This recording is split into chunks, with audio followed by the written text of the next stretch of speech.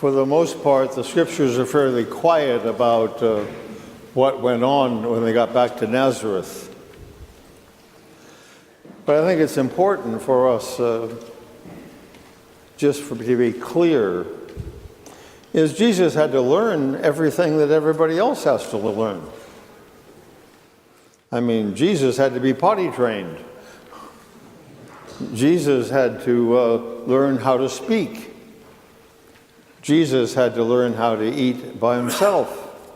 He had to learn the dictates of the law. In other words, Jesus was a full, complete being. I think there's a kind of a peculiar heresy, I guess you'd say, that many of us lived with for many years, and that was, well, Jesus had a human body, but God was inside pulling all the strings. No. Jesus was a full human being, body, soul, emotions, like us in all things, the Scripture says, except sin alone. So living in the Holy Family was living in a family. Now the reality is, of course, we all were raised in families, we all have families, but none of them constituted the Holy Family. So it's one thing to say we have a holy family, another thing to say there's us. What is the relationship between the two? Clearly, family is critical to being a human being, not just biologically, but in every possible way. In terms of any kind of health of emotional life, in terms of any kind of humanity, any kind of sensibility, it comes because we are part of a family, and maybe more than one family over the course of our lifetime. The first reading today from the wisdom literature, the book of Sirach, is not particularly revealed from on high. It's revealed in the ordinary experiences of people living in families and what it means to be God-loving and God-seeking in the midst of that family life. And there are a few things there that are interesting. One is, this was a strongly patriarchal culture, as you know. The father was everything. But the readings have a lot to do with respect for your mother and love and care for your mother as well, which is unusual for them to think about in a patriarchal culture. And it's addressed to adult children. It says, well, parents, children take care of your parents. It's talking to adult children. It's not talking to fifth grader. It's saying, adult children, don't neglect your parents when they're old, when they're feeble, when they don't have good mindsets anymore. Don't put them away in a rest home and say, that's that. That we have responsibilities toward them. And in our culture, of course, old people are not considered wisdom figures. They're considered pains, in the way sometimes. Oriental cultures were much better at that, so much so that Rome condemned some of the earlier Oriental cultures as being ancestor worships. No, ancestor respect. And that's what the scriptures call for. And our society, we need to hear that. Not that old people are to be exalted, but they are to be cared for as we were cared for. And in the midst of our family, what does it mean to be a Christian and be a part of a family? Does it make any difference? Should it make any difference? Well, first of all, the model is different. The model is forgive as you've been forgiven. Love as you've been loved. Care for one another as you've been cared for by God. So the model is certainly very different.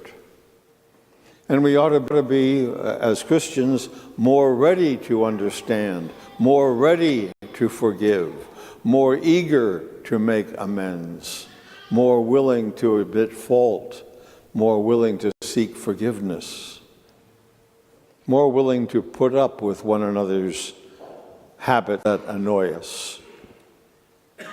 Of course, one of the things about home is that, you tend to be yourself, so the worst of you can be available in the home.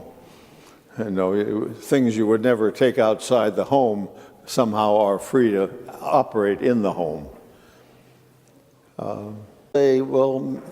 Maybe the same virtues that I practice outside, I need to practice inside. The same care I give outside, I need to give inside. That's what it means to be a Christian in family life. And we give ourselves as in service. We are to be servants of one another. And whole families are to be servants of others. Within the family and then the whole family as a whole to be servants of others. The one piece that I think maybe people don't think about enough is part of the Christian message is love yourself. The second commandment is, you shall love your neighbor as yourself, right? Well, frankly, our neighbor would often be in a lot of trouble because a lot of times we don't take very good care of ourselves. I've often thought of this when it comes to the issue of patience. I don't know too many parents that say, I'm totally patient all the time. I have no issues about patience. No, most parents do have some issues about patience eventually. I can remember being chased around the dining room table by my mother.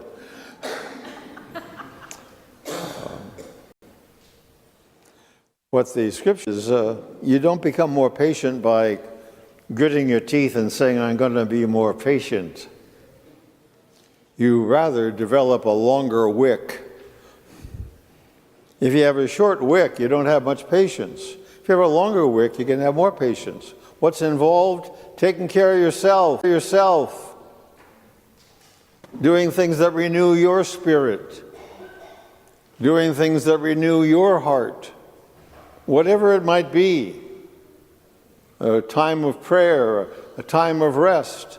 I remember reading a book when my nephew was just a baby, and it told the baby takes a rest, so you go do all the work you've been trying to get done all day. No. You take a rest at the same time, so that when the baby awakes, you're present, as opposed to hassled.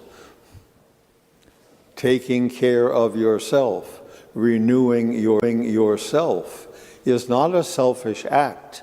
You do it for the sake of others who have to live with you. You do it for the sake of others who enjoy when you're patient, when you have a longer wick and more freedom to love and be present and care. So we don't live with the Holy Family, but the Holy Family lives with us. Christ lives in the midst of our home. The Lord is found in the midst of our home. The Lord is present in the midst of our home and can frequently be prayed to, asked for, consulted, listened to, spent time with, in the midst of the home. I think it's Robert Frost that says, home is the place that when you go there, they have to take you in. Our home ultimately is heaven. And when we go there, they have to take us in because that's our heavenly family, our heavenly home, where we'll all enjoy the fullness of our lives